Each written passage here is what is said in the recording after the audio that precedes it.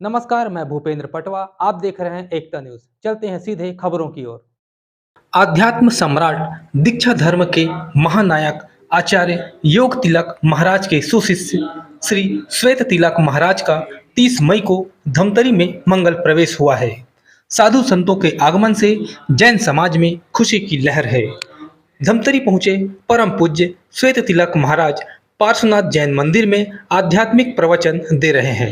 रोज सुबह वे विभिन्न विषयों पर समाज जनों को धर्म ज्ञान बांट रहे हैं।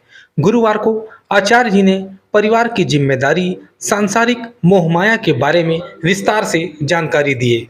उन्होंने कहा कि दूसरों की प्रसन्नता देख खुद प्रसन्न होना ही बहुत बड़ा धर्म है। इनका हित करना अपना कर्तव्य है। पैसों से परिवार नहीं चलते हैं, संस्कार से परिवार चलते हैं। और आप लोग पैसों में पागल है और आप लोग बोलो आईने में जितनी बार देखते हो, जितना मेकअप करते हैं, इतना कभी अपने आत्मा में देखते हैं?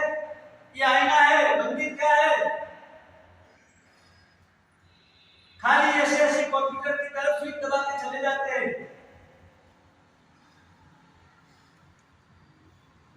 अनुकूलता का राग सबसे कारण है, इनको समझना पड़ेगा। और ये समझने के लिए कर्तव्य भाव पैदा होना पड़ेगा, करना पड़ेगा। कर्तव्य भाव समझना है। जब तक मेरा कर्तव्य क्या है ये भाव नहीं आएगा, तब तक आपके जीवन में से एक रोज जाए वैसे भाव नहीं। अभी एक बहन आए थे, आगे के सेंटर में थे। शायद ये बहुत गुस्सा करता है, पूरे दिन मोबाइल देखता रहता है। मैं जब कुछ भी समझाता हूँ तो मेरे सामने हो जाता है। अब क्या करूं? अब बच्चा इसकी मां के सामने बोलता है, साहब इनको समझा लो, इनको बोलने का भाग नहीं है, कैसे बोलती है मुझे। कितने साल का बच्चा है? 6 साल का बच्चा। सबके सामने अपने बेटे को ऐसे गिराते नहीं है। बेटे के लिए पहले सोचना पड़ता है कि भाई ये स्थिति है तो सबके सामने 25 लोग बैठे, साहब ये लड़का ऐसा है, ये करता है, क्यों करता है, इसके लिए दोषी कौन है? हम खुद है। स्वयं को बदलना होगा और स्वयं को बदलने के लिए एक बात लिख लो, कर्तव्य। स्वयं का कर्तव्य का विचार, और स्वयं का कर्तव्य का विचार जो करता है उसे अपने अनुकूलता का बलिदान देना पड़ता है। क्या करना पड़ता है? अपनी अनुकूलताओं का आह्वान करना पड़ता है, इसको होना पड़ता है। जितने जितने आप संसार में आगे बढ़ते जा रहे हैं, जितने जितने संसार में आगे बढ़ते जाते हैं, आपको लगता था ये सुख मिलेगा, ये सुख मिलेगा, ये सुख मिलेगा। क्रोध का कारण क्यों है? क्योंकि कभी सोचा ही नहीं है कि मैं संसार को और आगे बढ़ रहा हूं, भगवान को मना कर रहे हैं। जितनी साधन सामग्रियां, जितनी अनुकूलताएं, जितने रिश्ते बढ़ते हैं, इतना संसार बढ़ता है। और ये संसार एक क्रोध का कारण है। इससे बाहर निकलना है, और इससे बाहर निकलना है उससे पहले कर्तव्य का विचार करना पड़ेगा। जब तक ये भाव पैदा नहीं होता है, काम नहीं होता। एक छोटी सी बात करूंगा। रामचंद्र जी अयोध्या में उसके लिए तैयारी चल रही है। देखो, मेरे दुनिया में कहानी नहीं सुना रहा हूं, ये कहानी नहीं समझना, ये अपनी कहानी है। रोज बरोज की जो घटनाएं घटती है, इस घटनाओं को किस प्रकार अपने आप को प्रवेश कराकर, कैसे इस घटना से बाहर निकलकर साक्षी भाव से देखकर इसमें से अपनी स्थिति को अच्छी बनाना है। इसके लिए पूरे नगर में, अयोध्या नगरी में रामचंद्र जी के राज्याभिषेक की तैयारी हो रही है। दशरथ राजा सोच रहा है उन्हें निवृत्त होगा और बड़े बेटे को अपना राज्याभिषेक करा दूं। पूरी नगरी सज धज के तैयार हो रही है। और वही समय पे पूरे महल में भी आनंद है, क्योंकि रामचंद्र जी सबको प्रिय है। लोगों को इनके प्रति का आदर है, लेकिन ये कैकेयी जी, इनकी 3 रानियां हैं, उनको मोह होता है। जब दशरथ जी कहते हैं, जैन रामायण के अनुसार दशरथ जी अब भिक्षा लेने वाले हैं और हिंदू रामायण के अनुसार वो संन्यास करने वाले हैं, तब ये कैकेयी को विचार आता है।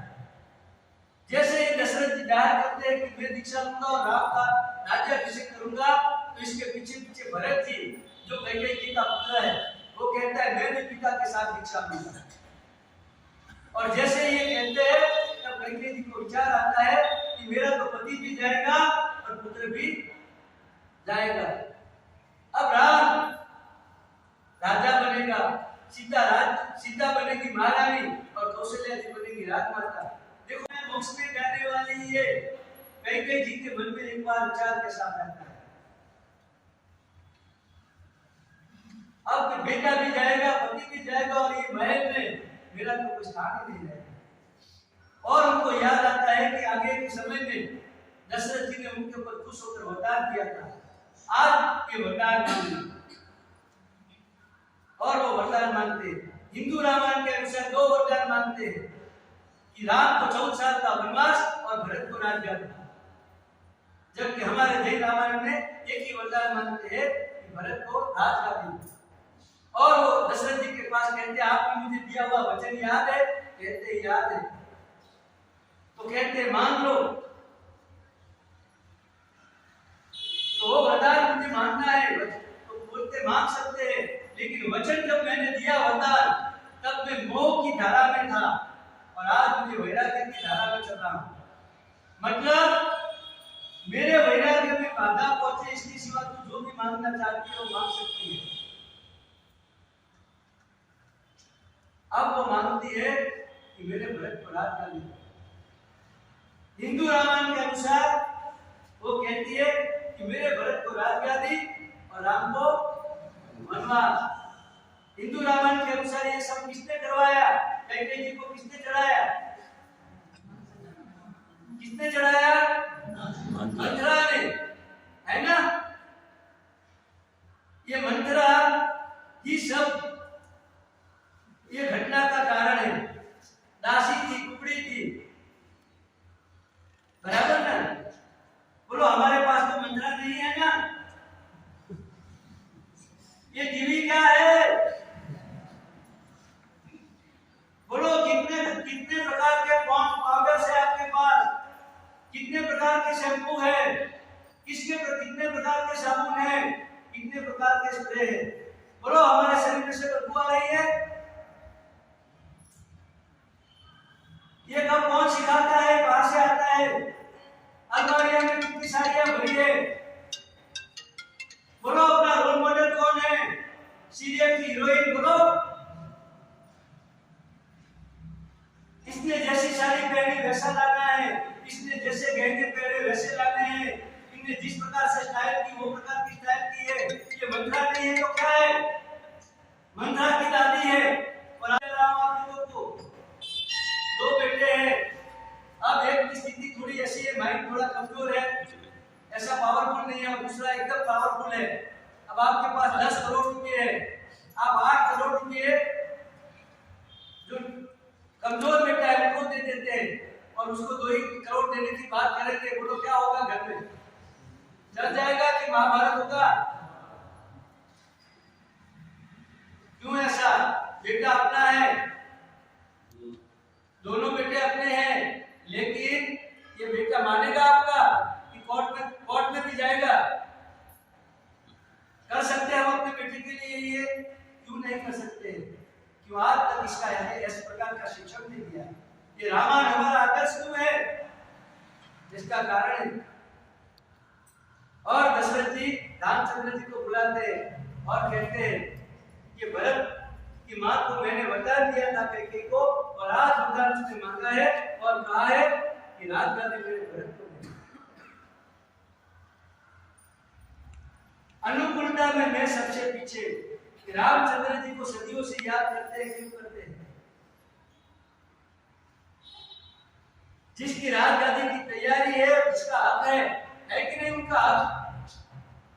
जब पिता कहते हैं कि राजगादी भरत को देने की बात आई है, अब देखो रामचंद्र जी का जवाब सुनो। वो कहते हैं कि पिताजी फिर भी भरत तो मेरा भाई है छोटा, ये राज्य आपका है। अगर आप इस राज्य को छोटे से छोटे जितना सैन्य है इसमें से छोटे सैनिक को ये राज्य दे दो और पूरी जिंदगी इसके ऊपर छत्र धर के खड़ा रहने की आज्ञा करो तो भी मेरी तैयारी है। इसे कहते हैं कर्तव्य। 3 साल के बच्चे को पांजरापुर में भगा दे, अपने रूप के लिए अपना दूध पिलाना बंद करा दे, अपने भोगों को पूछने के लिए इनका एपोसन करवा दे। इनके बेटे ऐसे नहीं पाते। वो पहले अपने आप से सैक्रिफाइस करना होता है, कर्तव्य का पालन करना होता है। और देख लो रामायण के एक पात्र सीता जी कहते हैं मेरे पिता के तुल्य है, मैं पिता माता पिता की तरह उनकी जंगल में जाकर सेवा करूंगा। भरत जी कहते हैं तू मेरी माँ नहीं है, मुझे शर्म आ रही है कि तू मेरी माँ है। ये क्या कर दिया तुमने? और हमें मालूम है 14 साल कैसे राज्य करते हैं। कर्तव्य का पालन, दूसरे को क्या करना, क्योंकि कर्तव्य का पालन करना स्वाधीन है, अधिकार को भुगतना स्वाधीन नहीं है, पराधीन है। वही संसार का कारण है, वही संसार का कारण है। अधिकार आप भुगतना चाहे कि पत्नी को ये करना पड़ेगा, वो कर भी सकती है, नहीं भी कर सकती है। बेटे को ऐसा करना चाहिए, वो कर भी सकता है, नहीं भी कर सकता है। सास को इस प्रकार चलना चाहिए, वो अपने अधीन नहीं है, अपने अधीन अपना कर्तव्य है। मैं क्या कर सकता हूँ इस स्थिति में, अच्छे से अच्छा मैं क्या कर सकता हूँ। गुस्से को काबू में लाना है, क्रोध को कंट्रोल करना है। 50% क्रोध आपका चला जाएगा। मैं भी समझता हूँ ये एक दिन में नहीं होगा, लेकिन पहले निर्णय ये करो क्रोध को निकालने की। अभी नहीं सोचो, अभी ये सोचो कि मैं परिवार में हूँ तो परिवार में, दुकान में हूँ तो दुकान पे, संघ में हूँ तो संघ में, समाज में हूँ तो समाज में, राष्ट्र में हूँ तो राष्ट्र में, गांव में हूँ तो गांव में, कहीं भी हूँ मेरा कर्तव्य क्या है? इस राष्ट्र का नागरिक हूँ तो मेरा कर्तव्य क्या है? संघ का सदस्य हो तो मेरा कर्तव्य क्या है? समाज का सभ्य हूं तो मेरा कर्तव्य क्या है? इस परिवार का सदस्य हूं तो मेरी भूमिका के अनुसार मेरा कर्तव्य क्या है? माता पिता के सामने जब पेश आना है तो मैं बेटा हूं तो इनके प्रति कर्तव्य क्या है? पत्नी के प्रति हूं तो मेरी नजर कहीं भी और जाती है तो मैं अपना कर्तव्य का पालन नहीं कर रहा। बेटे बेटी को मुझे समझ देना है। पैसे से काम नहीं होता है, पैसों से काम नहीं होता है। आप लोगों को पैसों की जितनी चिंता है और पैसों को जितनी अगर इंपॉर्टेंस दे रहे हैं, इतना समय को आपको मालूम नहीं है। समय पैसों से कई गुना ज्यादा कीमती है और आप लोग पैसों के पीछे जितना समय देते हैं और फालतू कितना समय निकालते हैं, आपके बेटों बेटी और परिवार के लिए आपके पास समय नहीं।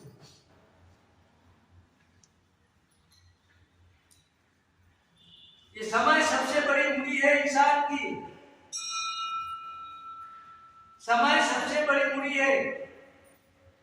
वही सब अपनी भूमिका के कर्तव्य का धर्म जिसे मालूम नहीं है और बाकी की कोई भी क्रिया करते जाओ कुछ मतलब नहीं, वो ब्लॉक है। और इसलिए यहाँ कहते हैं दूसरों का विचार पर 50% गौरव आपको मिलता है। सबसे बड़ा कारण है अनुकूलता, मुझे चाहिए। और भगवान क्या कहते हैं?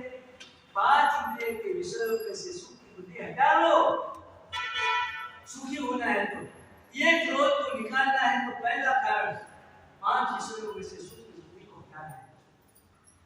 और इसको हटाना है तो मैं वो सुख दूसरे को दूंगा। मेरी बात समझ में आती है? मेरी बात समझ में आती है? दूसरे का सुख देखकर खुद सुख का अनुभव करना, दूसरे को प्रसन्नता देखकर खुद प्रसन्नता का अनुभव करना, उसका नाम धर्म है।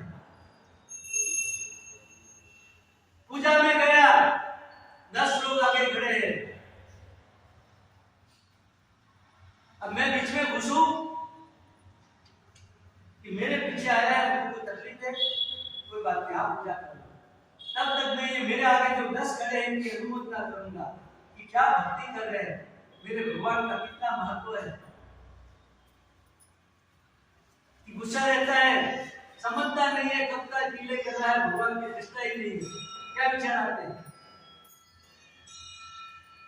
क्रोध के कितने प्रकार हैं तो मैं बताऊंगा, लेकिन पहली बात, पहला कारण मंदिर में भी कैसे कैसा होता है, कैसे कैसे विचार आते हैं। अपने आगे खड़ा है और 2 मिनट की जगह उनको 4 मिनट हो गए, बोलो क्या विचार आते हैं, क्या विचार आते हैं। ये विचार आते हैं कि वाह क्या धन्य के पात्र है, मेरा साधन में कितना अच्छा है, कैसी भगवान की भक्ति कर रहा है, मुझे चांस मिला है, आज मैं उनके अनुमोदना करूंगा। ये विचार आता, सारा समझता ही नहीं है, पीछे खड़े हैं, भाग नहीं है, विवेक नहीं है, क्या क्या विचार आते हैं, क्या क्या विचार आते हैं। कि ये अवसर दिया, उसने मुझे अवसर दिया कि मैं भगवान की प्रतिमा को देखते रहो या इनकी भक्ति को देखते रहो। देखो हमारे रावण जी भक्ति कर रहे थे और सौदेव आता है और इनकी भक्ति को देखकर प्रसन्न हो जाते हैं और कहते मांग मांग, आपको जो चाहिए वो मांग लो। तब रावण क्या जवाब देते हैं, अब तो रावण को धिक्कारते हैं।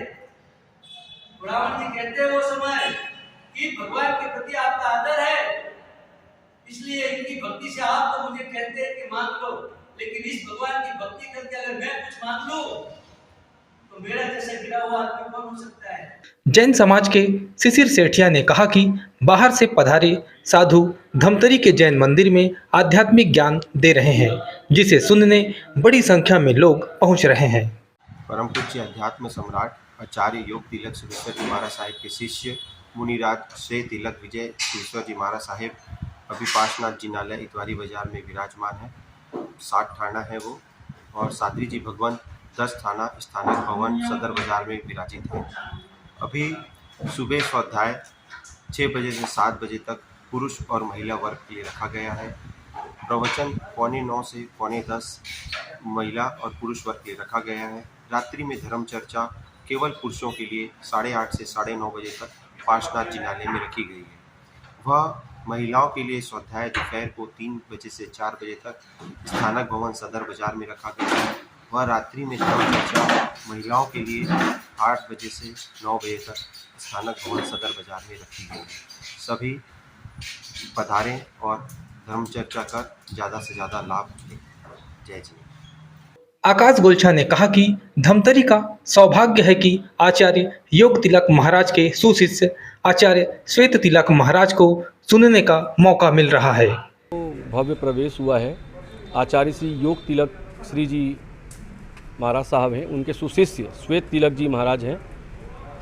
वो कल यहाँ पर पद विहार करते हुए पहुँचे हैं। लगभग 15 दिनों तक उनकी स्थिरता की धमतरी में संभावना है। इसके पश्चात वो रायपुर की ओर रवाना होंगे और धमतरी के लिए गर्व का विषय है कि 15 दिनों तक धर्म आराधना का एक सुअवसर जैन समाज और सभी समाज के लिए यहाँ पर उपस्थित हुआ है। इसका भरपूर लाभ समाजजनों के द्वारा लिया जा रहा है। आप देखते हैं वर्षावास जब प्रारंभ होता है, चातुर्मास जब प्रारंभ होता है, उसके पूर्व पूरे भारतवर्ष में साधु साध्वी आचार्यगण इधर उधर विचरण करते हैं और उस विचरण के तहत सभी शहरों को उनका लाभ मिलता है। उसी तारतम्य में चातुर्मास के लिए वो जिधर भी जा रहे हैं रायपुर होकर, धमतरी उनका पड़ाव हुआ है और धमतरी में 15 दिनों की स्थिरता का लाभ, धर्म आराधना का एक माहौल धमतरी में बनेगा, हमको उसका लाभ मिलेगा। आज बस इतना ही। अगले बुलेटिन में फिर मिलेंगे, तब तक के लिए नमस्कार।